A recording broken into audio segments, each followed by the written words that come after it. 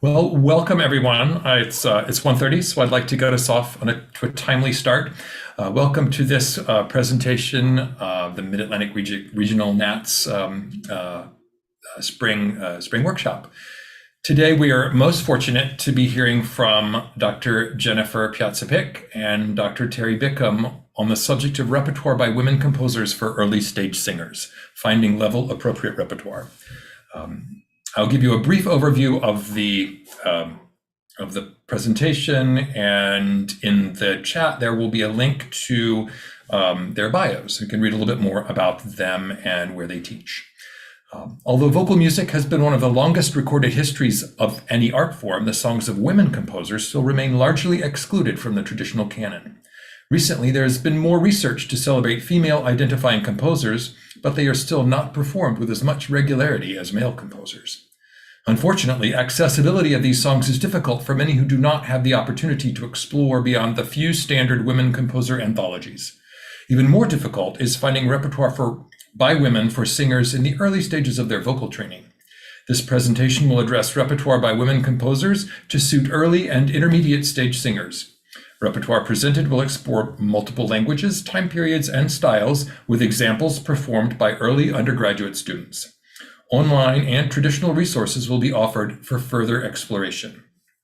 Drs. Bickham and Piazza-Pick will offer a virtual live presentation that will include PowerPoint presentations, scans of music, recordings of undergraduate and independent studio singers, and an opportunity for Q&A. The presentation will also offer a number of online and traditional resources for exploration and discussion. So as they continue their presentation, I'll be monitoring the chat. So if any of you have questions during the presentation, I'll be taking note of those.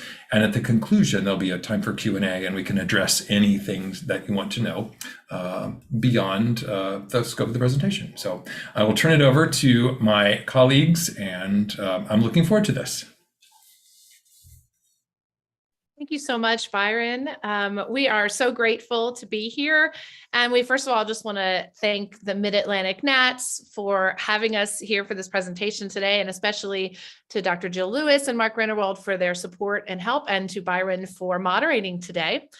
I am Dr. Terry Bickham, and I teach at the University of North Carolina, Greensboro. And with me is my dear friend and colleague, Dr. Jennifer Piazza-Pick from Georgia College and State University.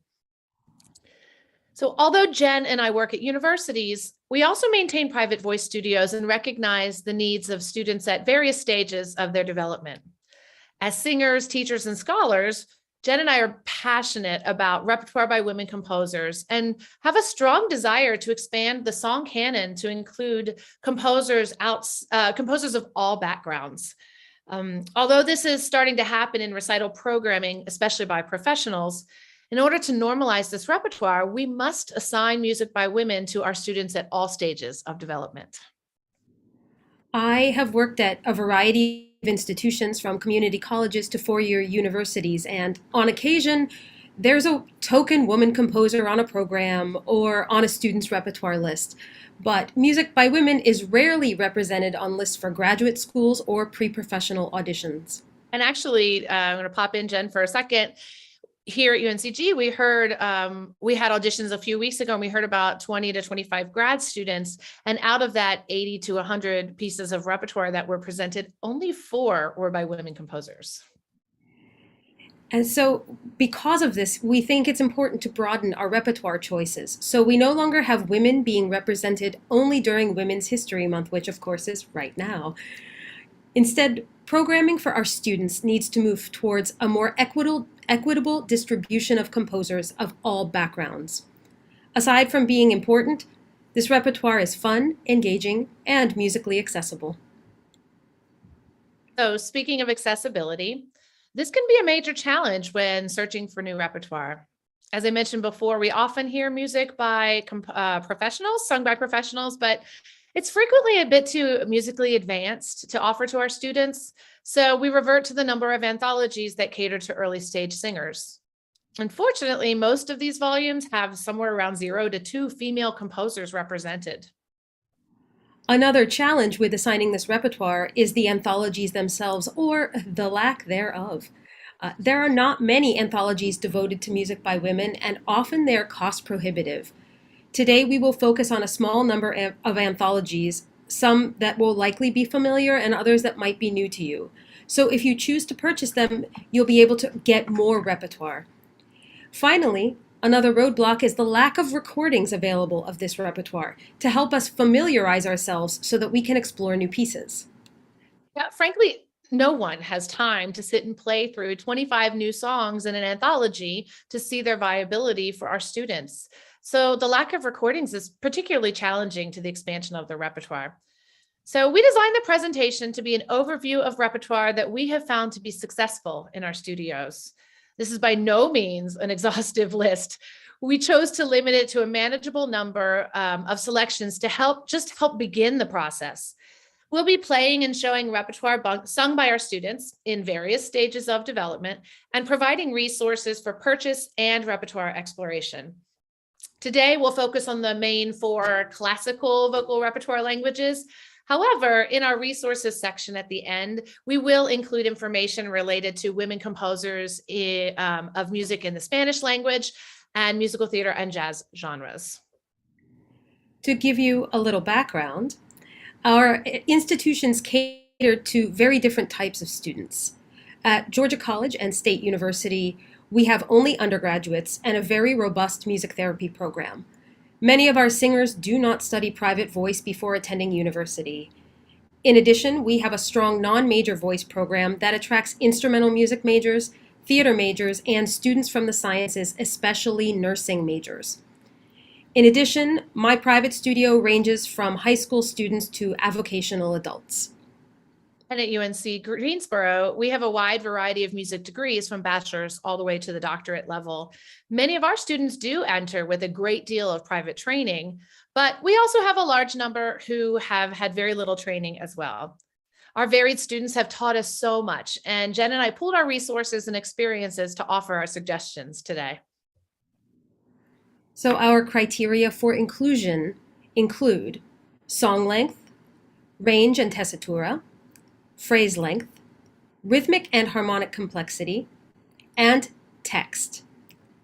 At the end of each section, we will give you a list of 8 to 12 songs with their respective anthologies or editions as a starting point for that language.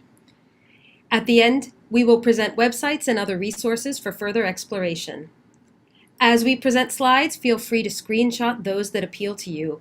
We will also be posting the link to the PDF version of our slideshow in the chat and are happy to share with anyone via email. And I did just now post that PDF in the chat, so enjoy. So before we go further to talk about the resources, let's highlight some of the songs that we're going to be talking about. Since our early stage singers often sing in Italian, we will begin there. Many of us often turn to the 24 or 26 or now 28 Italian songs and arias, and these are wonderful songs, of course. But there are many great songs by women composers that can be used in case you want an alternative to Caro mio ben. So we're going to start with Se non piange un infelice by Louisa Reichardt. And this is one of my favorite Italian songs to assign. Reichardt's father, Johann Friedrich Reichardt, worked in the court in Berlin. Her family had many important poets as visitors, including Goethe, von Arnim, and Brentano, which explains her use of important poets in her songs. She never married and became a singer, teacher, composer, and conductor in Hamburg. Most of her 90 songs and choruses were published in her lifetime. She wrote songs in both Italian and German, and they were so popular while she was alive that many people believed them to be folk songs. Like Lasciatemi morire, Se non piange un infelice is very short, just 2 pages, and it does have a lot of repetitive text. One typically finds this song in E minor, and although the range spans an octave and a fourth, the tessitura is about a perfect fifth. The phrases are very short, allowing our early stage singers to easily navigate their breath. It has a simple harmonic progression in minor. The song does start with the singer, not with the pianist. So I've found that this is actually an excellent way to teach my students how to connect with their collaborative pianist, how to cue that they're going to breathe and come in time. And for those of us with limited piano skills, the piano part is blocked chords on 16th notes for the entire piece. And the harmonic rhythm is never faster than a quarter note. And I have to say, I'm always very excited about the fact that I can play this one. So this text is by Metastasio, and it's this text that really draws my students in. The piece is short but really dramatic. The singer is weeping because they've been abandoned by their bridegroom, and they cry out, "If an unhappy woman does not weep when her bridegroom has abandoned her, tell me, God, who will weep?" There's a dramatic octave leap near the end of the song when she's crying out to God, and this always seems to be the moment when my students are really getting committed to this text. So we'll hear the start of this piece today. So this allows you to hear the way that the voice begins the piece. This singer is Riley Greer. She is a first-year student in her second semester in music education with Dr. Lev Ryabinin on piano.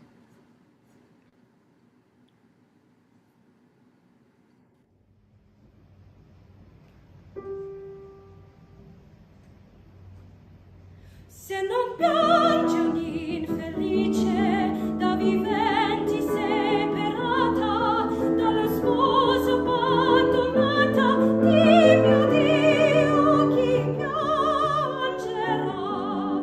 Chi può dire che piango a torto se nemmen sperar mi dice questo misero conforto, questo misero conforto, questo misero conforto, tu tener dentro e pietà.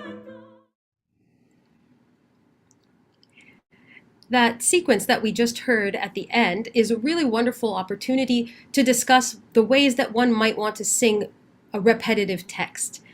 You can find this song in the 24 Italian Songs and Arias by Women Composers, published by Hildegard Publishing in collaboration with A Modern Reveal, as well as in Hal Leonard's Women Composers, A Heritage of Song, both in high and low keys.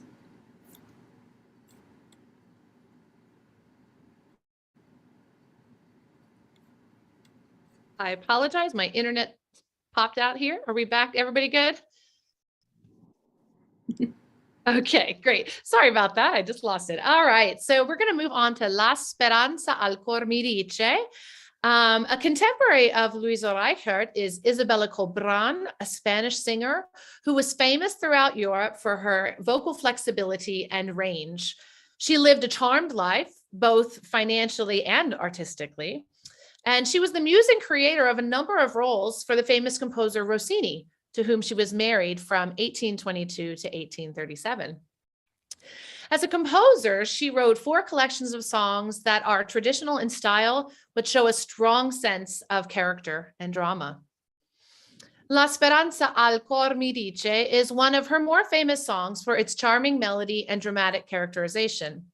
It is perfect for less advanced singers for its relatively short length of 3 pages, or it's only 37 measures, 4 lines of repeated text, standard 3/4 time signature, and harmonically supportive accompaniment.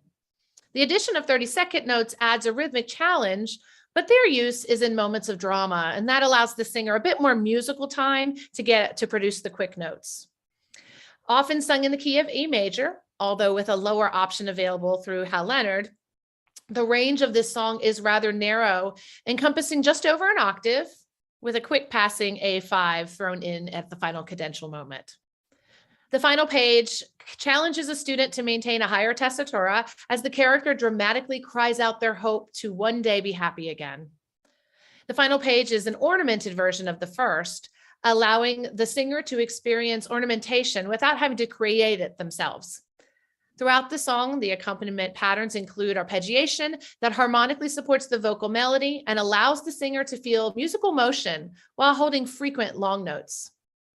So we'll start this selection at the beginning so you can hear the basic musical material that is then developed and ornamented. The singer is Tessa Larson. She's a more advanced student in vocal performance, but I frequently give this piece to my high school and adult private students, as well as undergrads. And she is accompanied by the wonderful Dr. Anya Arco.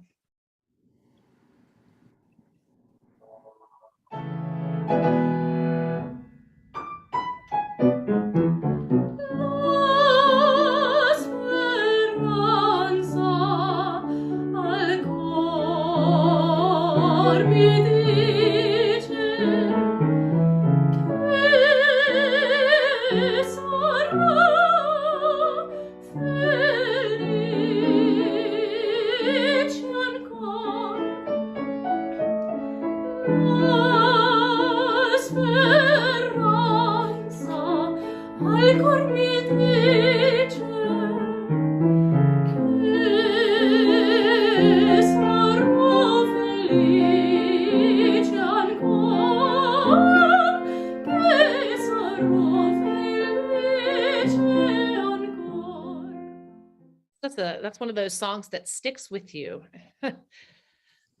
This selection, La Speranza, can also be found in the same anthologies that were presented in the last one, the 24 Italian Songs and Arias by Women Composers, published by Hildegard, and Hal Leonard's Women Composers, A Heritage of Song.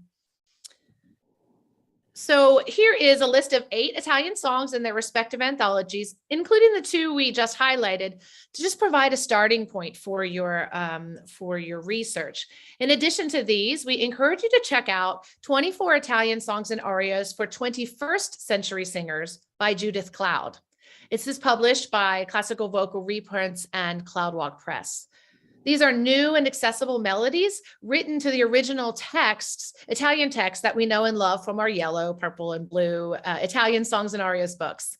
I'll leave the slides up for a few extra moments so that for you to read through and take a screenshot if you would like.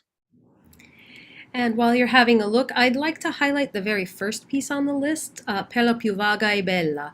And this is an aria from Caccini's opera, which is thought to be the first opera written by a woman.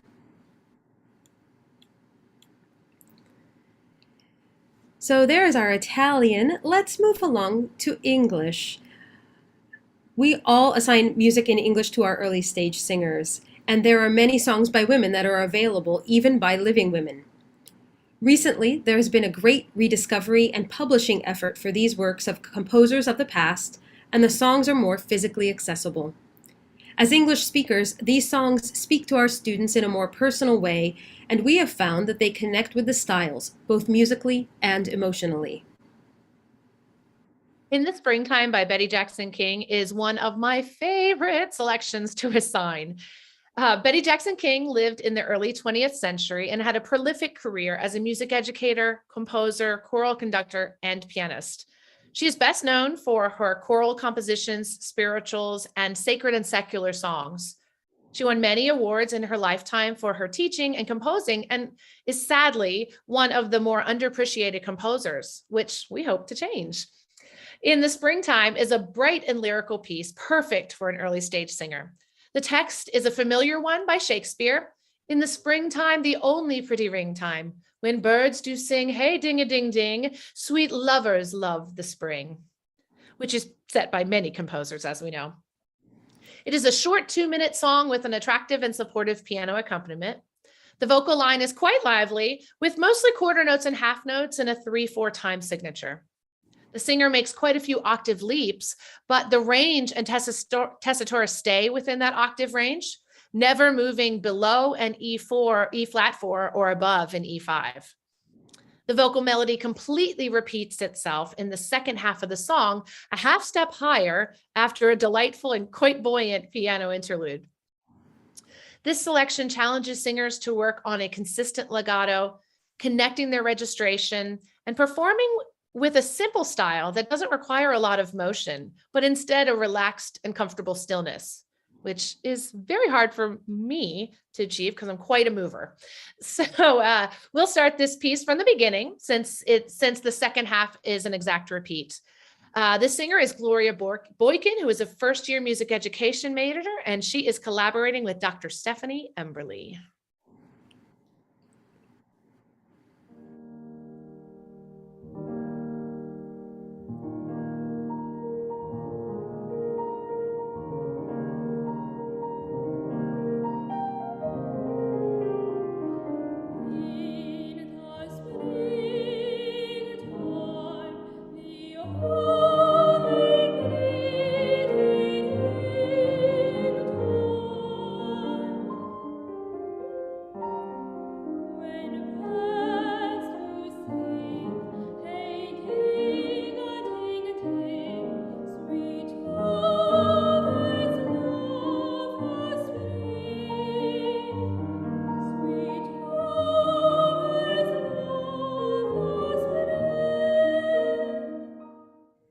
A beautiful melody. So In the Springtime can be found in Art Songs and Spirituals by African-American Women, and it's available at Hildegard Publishing and Classical Vocal Reprints. And honestly, I recommend this score as a must-have for any collection. So another English song we want to highlight today is Good Morning by Amy Beach. It's another great 2-minute selection.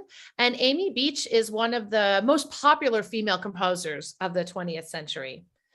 She was one of the first female composers to receive attention for her large-scale works and was an acclaimed concert pianist who made prominent debuts by the age of 20.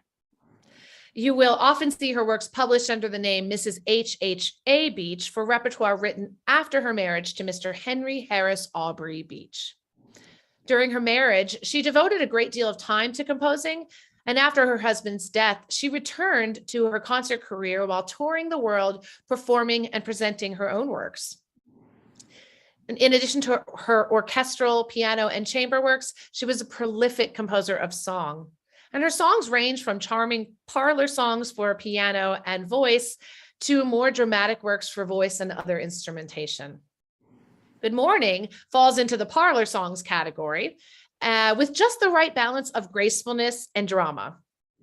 Often performed in the key of A flat major, the vocal line is a bit wider with a range of 1.5 octaves, but the tessitura generally stays within an octave of middle C.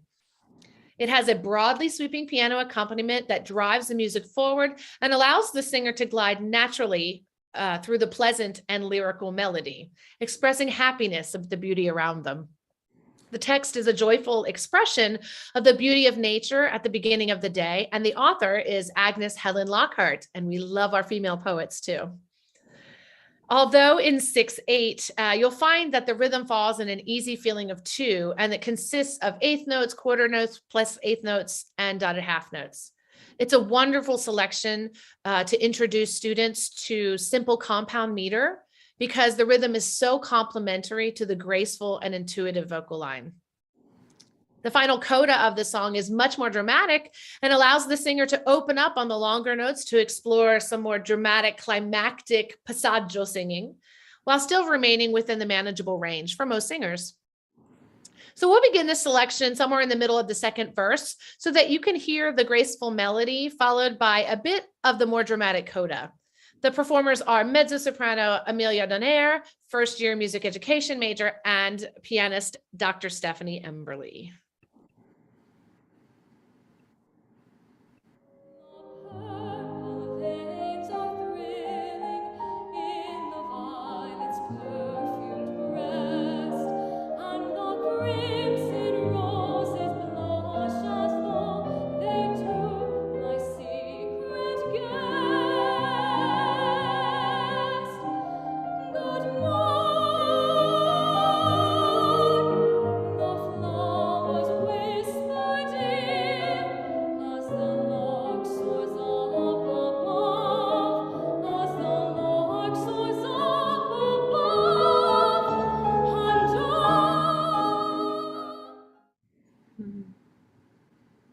Kind of new to me recently, so I'm excited to share it with you.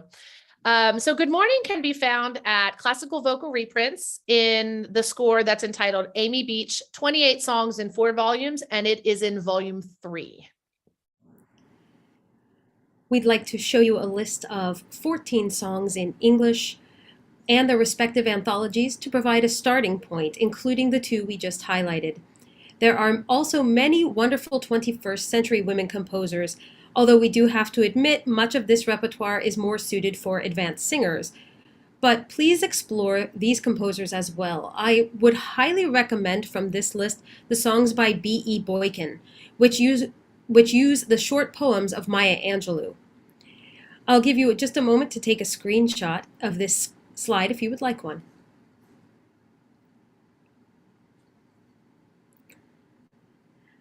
Now let's move into German Lieder.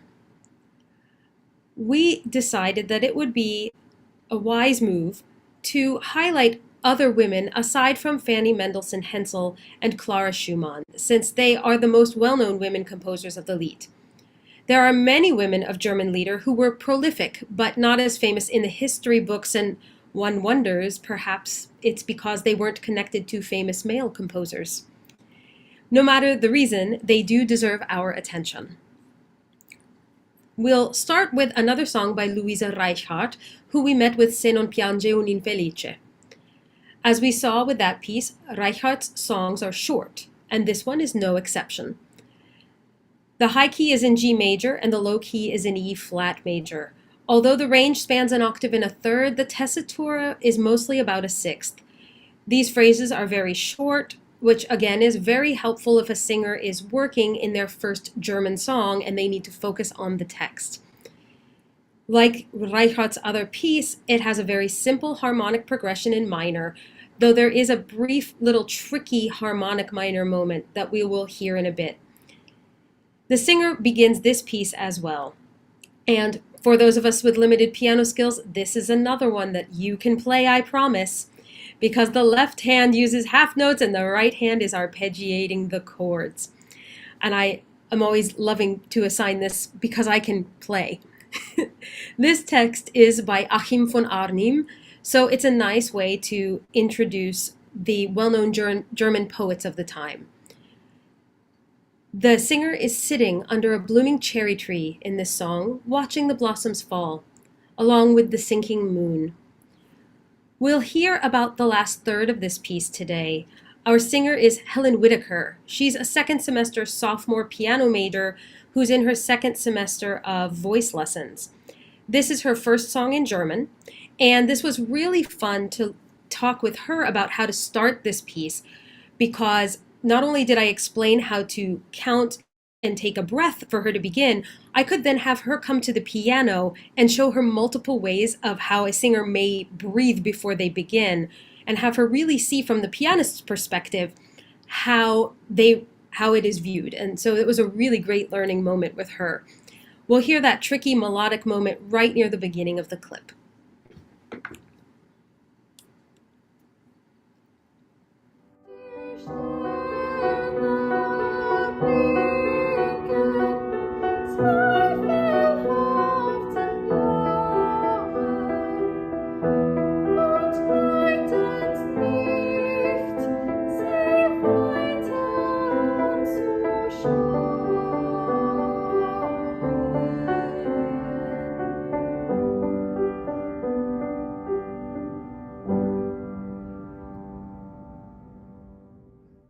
How about that pianist? Ah, yes. Thank you very much. Well done, Jennifer. Great. You can find this song in Hal Leonard's Women Composers, A Heritage of Song, both the high and low volumes. You notice I'm not playing any of my songs on here, so kudos to you. Congratulations. So An den Abendstern is written by prolific composer of song and highly admired singer Corona Elisabeth Wilhelmine Schröter. She was a virtuosic singer and actress and a close friend and confidant of the famous poet Johann von Goethe. She made her career in the vaulted musical circles of Leipzig and Weimar and was the originator of many leading roles in Goethe's plays, often playing opposite the composer himself. How cool must that have been? Interestingly, Schröter composed the very first setting of Goethe's Erlkönig in 1782, over 30 years before Schubert added his more dramatic and famous setting. Also, you should check out Schröter's version of Erlkönig.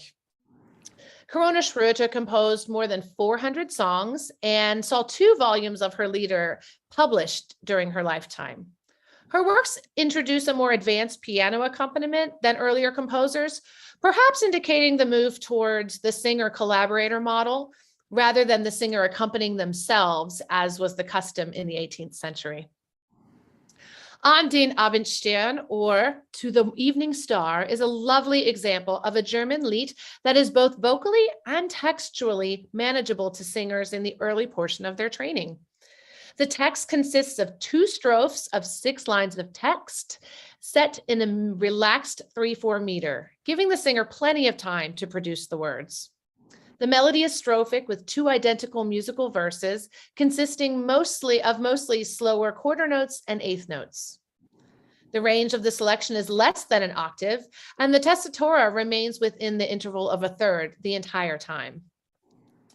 There are few opportunities for the singer to explore ornamentation and alter tones through written and grace notes, but generally the melody moves in stepwise motion.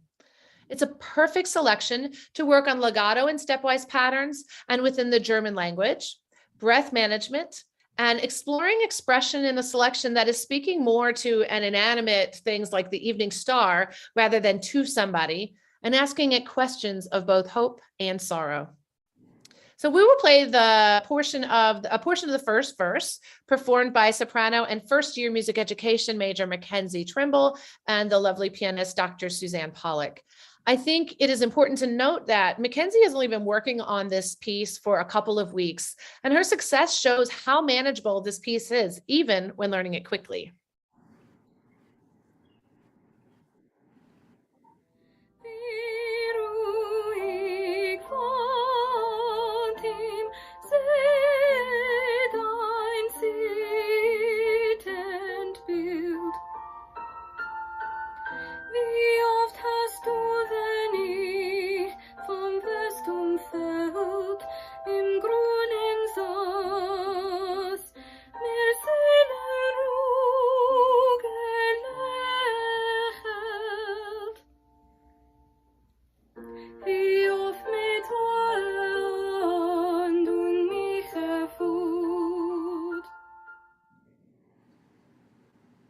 So An den Abendstern can be found in Hal Leonard's Women Composers, A Heritage of Song, and the first solos, songs by women composers.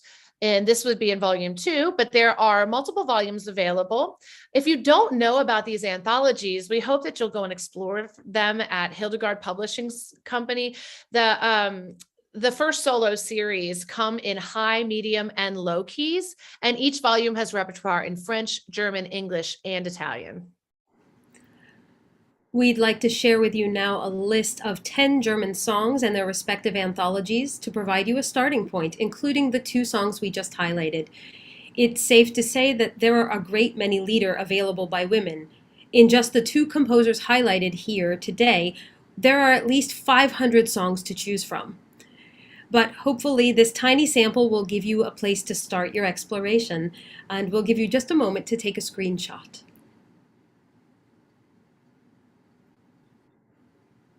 Rather daunting to know there's so much repertoire out there, but also exciting.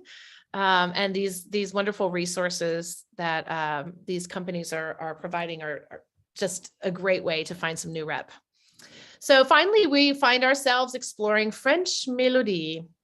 Often the last language we broach with our students, there are some wonderful examples of mélodies that are perfect for early to intermediate stage singers. They have beautiful and accessible melodies and are a great way to introduce the French language. Many of us are familiar with Nadia Boulanger as a teacher and composer, but her works are often beyond the scope of our students because they are harmonically difficult. She does have a few songs that can be sung by early and intermediate stage singers, and one of them is Chanson. This song is particularly helpful as a first French song. It's only 2 pages long, it's strophic with 2 very short verses. It's in G major with a range of an octave and a third, but the tessitura is a perfect 5th. The phrases are short, again allowing the singer to focus on learning that text. It does feature some brief staccato and some 16th notes, but no long melismas. The piano part is independent, but definitely supports the singer. There are even moments where the singer and piano echo each other.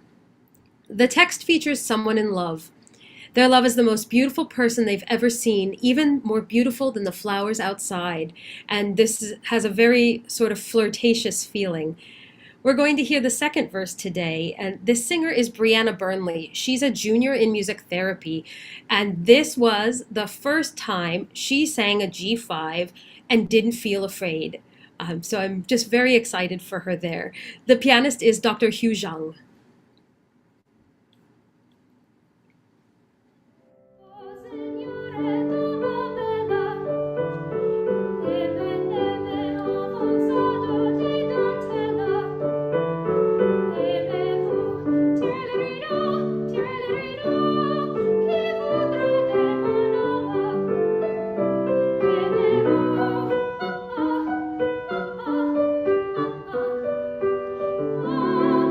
Oh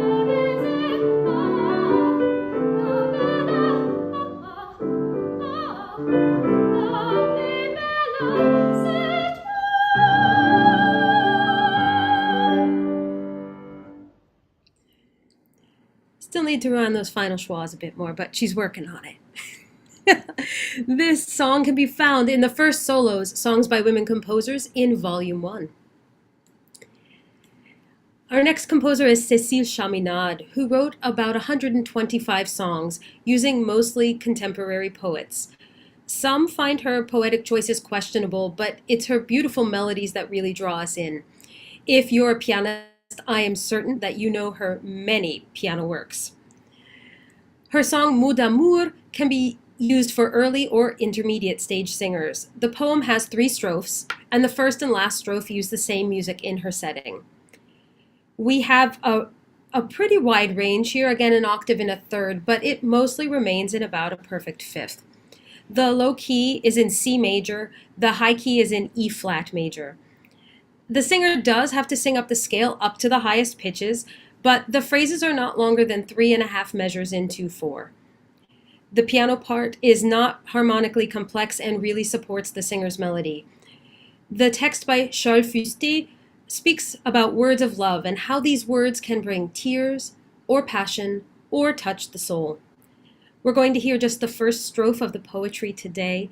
This singer is Mallory MacDonald. She is a music therapy major with Dr. Lev Ryabinin on piano.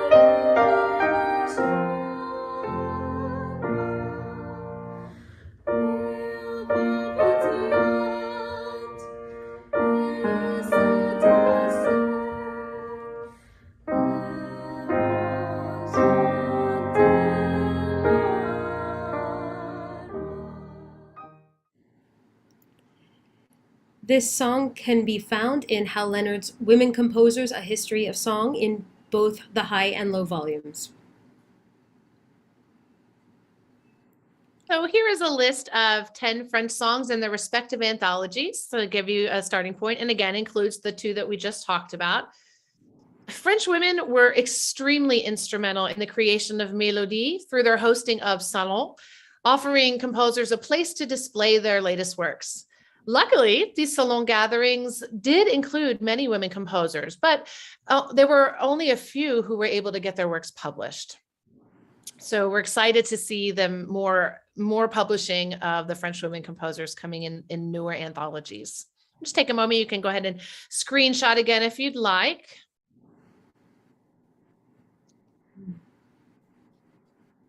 So because of the time constraints, we've had to keep the presentation within the confines of our 4 more traditional languages in the classical realm. However, we do recognize that there is more repertoire beyond this scope, and we want to encourage the other areas one might explore. First, Spanish song. We have listed 2 albums of Spanish songs by women composers that you should look into. Jen and I are both in the process of learning more ourselves. And one helpful thing we find about Spanish is that most of our students have at least a basic background in the Spanish language. And the inclusion of Spanish song in their education is vital to help them connect to the songs they're singing. By taking away the barrier of the unknown foreign language and using something they're more familiar with, like Spanish, we are making art music more accessible to the broader audience.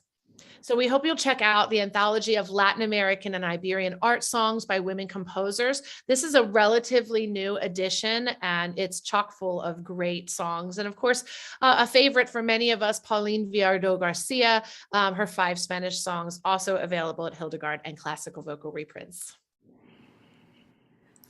We also have, of course, musical theater. Our students love to sing musical theater, and there are many songs that are standalone songs that are not from a show. So we wanted to offer you a few songs and some composers that you should explore. We were both just at the Music by Women Festival in Mississippi last weekend, and we heard a presentation by Dr. Dorea Cook from Valencia College about this repertoire specifically. We're really grateful to share her knowledge with her permission to you today. So we've got 3 songs on there. All the Things You're Not by Anna Dagmar, which is hilarious. Please check it out. Soon by Mary Mitchell Campbell, and Hold Fast Your Dreams by Georgia Stitt.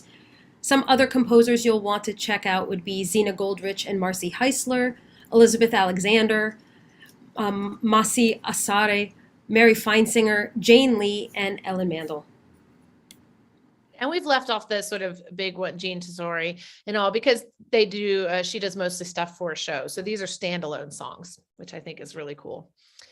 And then finally, a small sampling of standard jazz tunes written by women. The band leaders of jazz are often men, but these bands were equally made famous by the important women who stood in front of them, such as Billie Holiday and Ella Fitzgerald. Importantly, these women also had a hand in writing and arranging some of the tunes we consider standards today. So here are just a few to get the wheels turning, and I am sure that the session later today with Dr. Tish Oni will shed much more light on the possibilities, so check that out this afternoon. And, oh, sorry, go ahead, Jen. Dr. Oni happens to be also a lovely friend of mine, and I'm very excited for her presentation as well. Finally, one of the challenges we all face is where to find this repertoire. Throughout the presentation today, we've provided the anthologies and scores to help you locate this repertoire. In addition, here are some websites that are actively working to make repertoire by women accessible and available to all. So obviously we have our NATS advocacy initiatives. I also want to draw you to the CASIA database, which is a database of art songs by women composers. And the CASIA database is now partnering with the Institute for Composer Diversity to add their CASIA database to the Institute. I happen to be on the Art Song Advisory Council for the Institute for Composer Diversity, and we are working to expand that database as quickly and as timely as we can.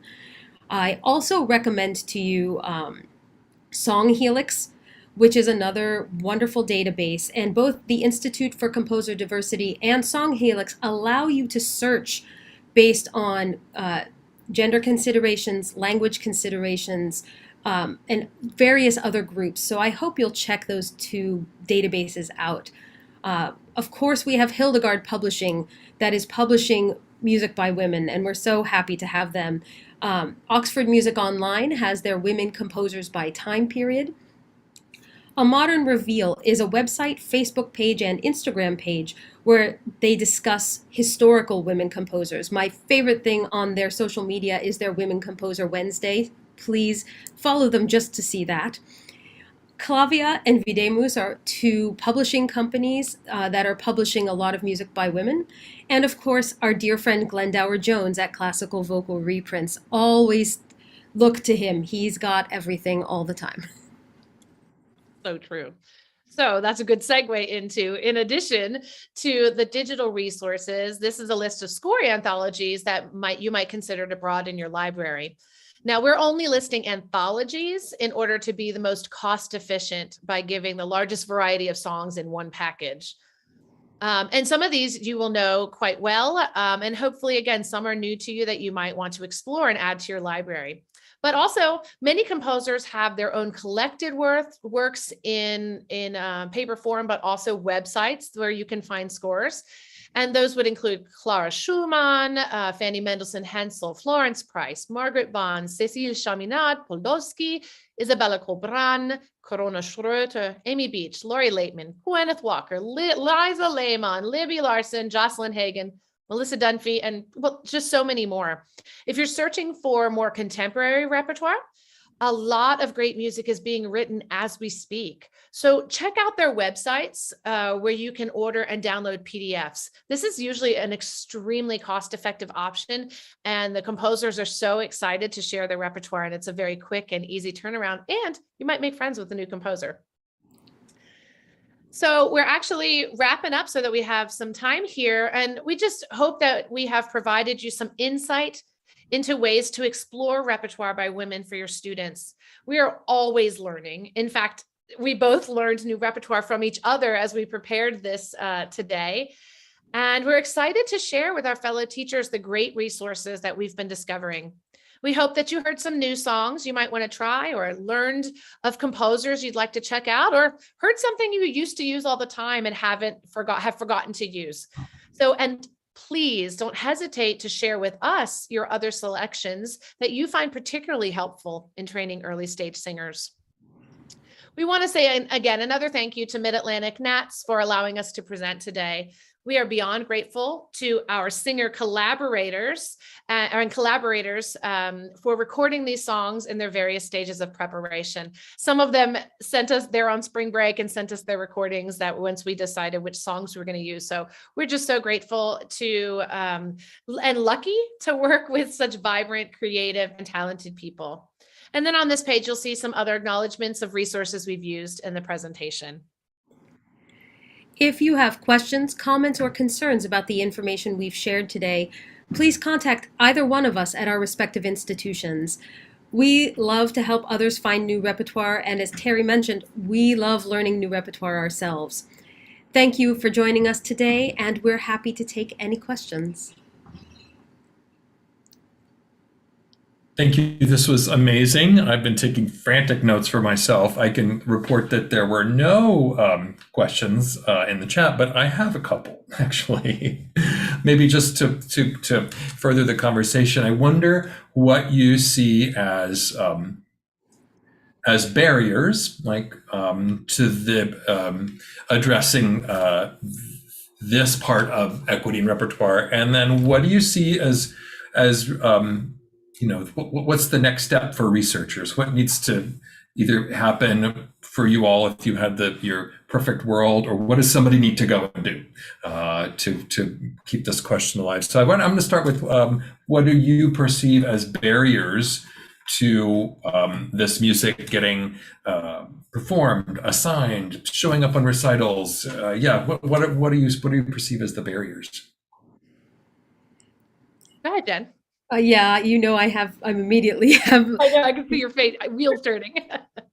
I think our biggest barrier is us, because we've been taught this is our traditional repertoire. I must teach students Schubert and Schumann, and I must teach them all of these standard composers. We have to sing Handel, and yes, they need to be acquainted with those composers, but I think that there's room for all of us at the table.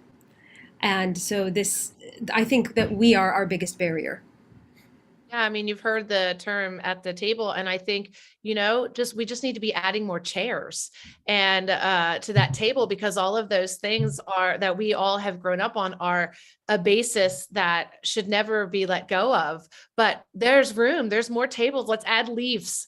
Let's keep it going, because the other big barrier that comes along is publishing. So places like Hildegard, that is exclusively publishing works by women composers in anthologies that we can actually afford.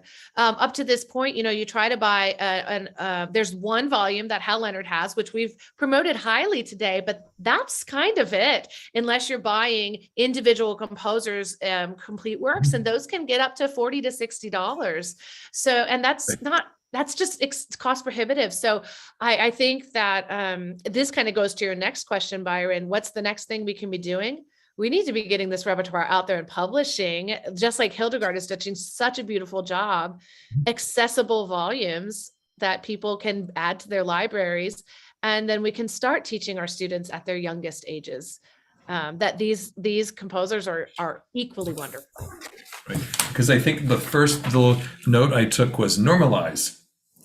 Normalize versus token inclusion of, whether you're talking about a women composer, a composer of color, and whether we just think about this, we normalize it and think about it really holistically as the repertoire available to us and available to us as performers and as teachers of students of all.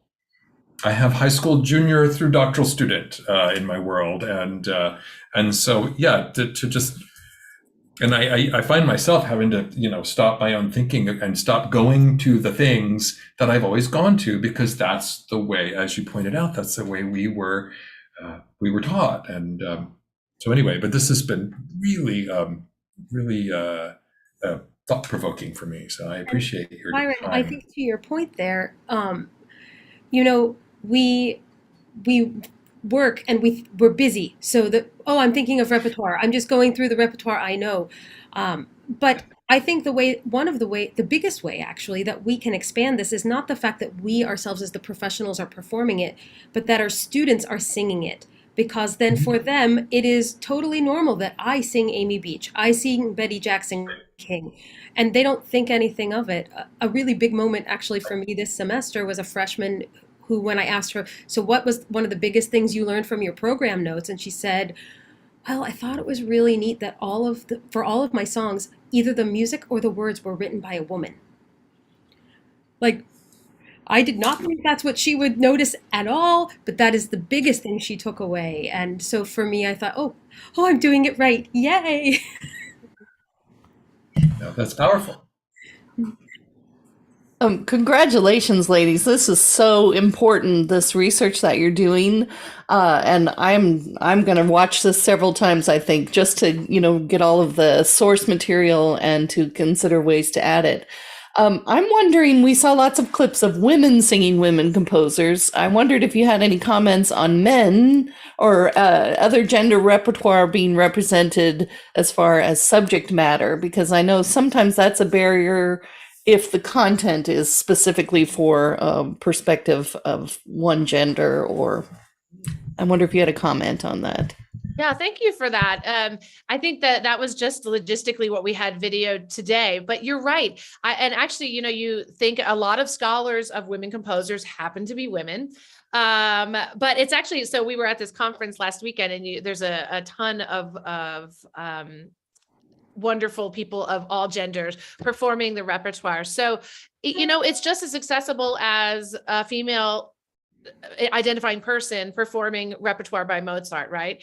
And I think that isn't, back to the word normalized, it isn't as normalized. I mean, how many years have we sung repertoire that has a specific connotation of I hate to, but say something like gender, and we change the words, but then when we do something by a woman composer, it has, I think this is just sort of an old fashioned way of thinking about stuff by, like, Amy Beach, for instance, I think is so frequently sung by women.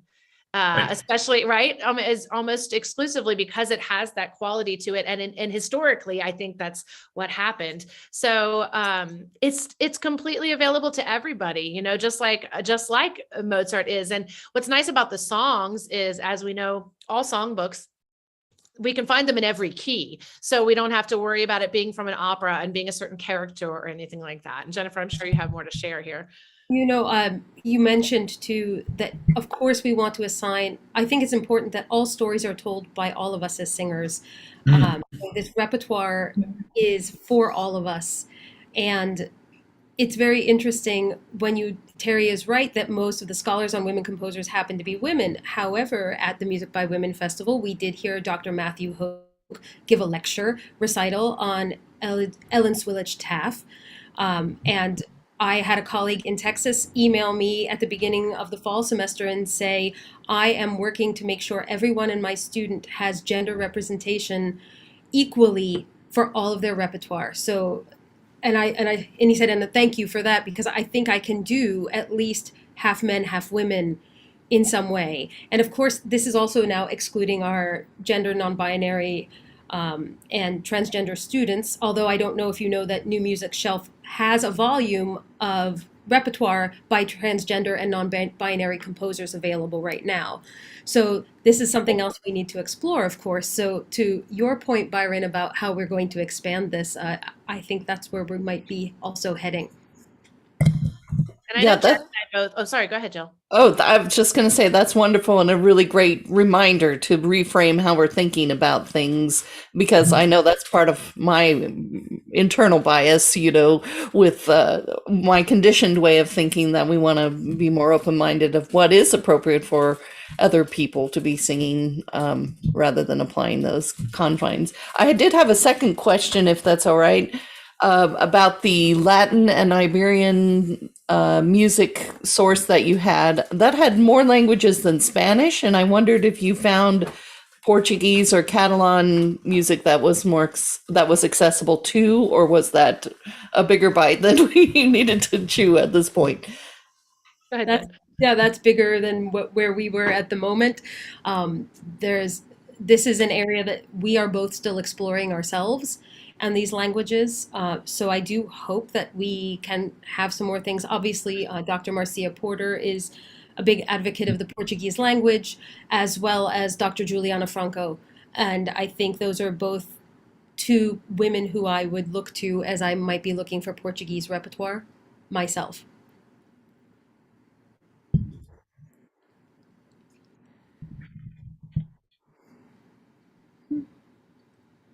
Oh, I guess I do want to mention also, you see my lovely poster behind me. This is a poster of women composers available at the Boulanger Initiative. And I have it actually hanging in my office and then made it my background. But the illustrations were done by Chelsea Hill, who is a costumer at the Met and also an illustrator. So you can find her at Illustrating Diva on Insta, or at her work at the Boulanger Initiative. Really exciting time. There's so many great resources and people out there helping to promote broadening the repertoire that we at all levels of development in all instruments. Even in, like, Jennifer has a ensemble, and she has the Whistling Hens.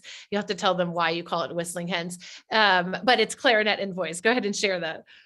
We are called Whistling Hens. It's based on from a critic of Lily Boulanger, who said women composers are at best whistling hens. Oh my gosh, I love this. So we are the Whistling Hens. We have an album coming out in October, and we only perform music by women. Yeah, that is excellent. And so there's just so many exciting things happening, and it's just time to bring that, I think, to decondition ourselves from our wonderful vast amounts of repertoire that we know. And I think, Jen, you're right. We're busy. And so your mind just goes to, I've got this quick amount of time to get somebody the rep to go to the next thing that they have. And hopefully things like this, where you can actually hear them sung or get an understanding of who they might help. I think these kinds of things, I love, to have somebody else help me. I don't play well, so I can't sit down and I don't have time to sit at the piano and play through something. And sadly, recordings are not available for a lot, especially the more new stuff.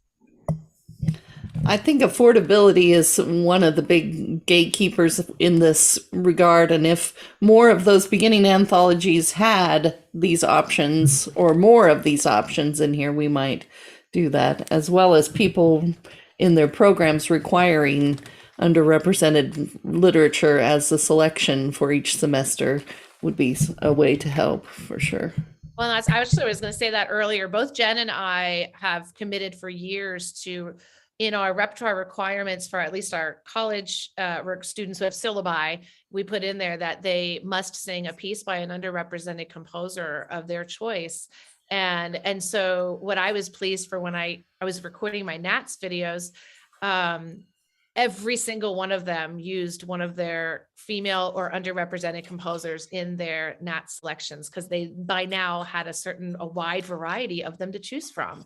And that actually, it's sort of like, it's happening. We're doing it. I was so pleased. And one day we won't have to ask. Yes. It won't be a conversation. Mm-hmm. We'll have this. We'll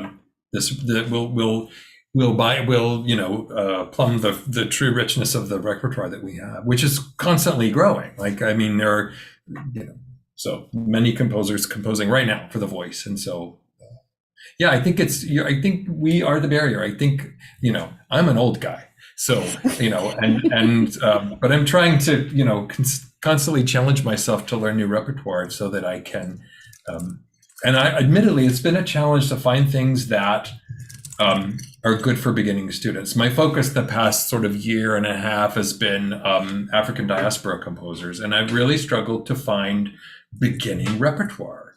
I'm so happy to learn this Betty Jackson King song because I assigned a Betty Jackson King song to my doctoral student. She finally said, "Oh my God, this is the straw that's breaking the camel's back on my recital." Like it was harmonically so difficult, and so I'm so happy to find some things that like my freshman music ed students who are just beginning their vocal journeys would learn from and enjoy performing. So I think that's been, something that I've perceived about my own, study of this.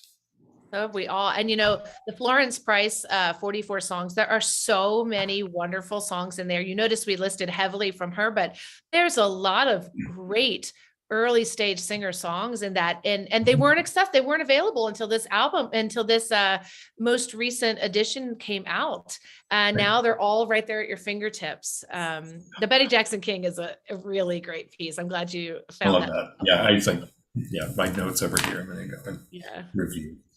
But this is wonderful, a wonderful presentation, and such an important topic. We'd have to continue to challenge ourselves. Amen. Yep. Yeah. Thank you so much for putting this effort in and about all of your wonderful research. Thank you, Tish. We can't wait to hear your presentation. Looking forward. Well, congratulations again. Thank you guys so much for having us. And thanks to Jen for pairing up with me and coming to Mid-Atlantic Nats to join us. It's my pleasure. Wonderful job. Thank you so much, everyone. I will end this right here. Bye, Jill. Bye, everyone. Bye.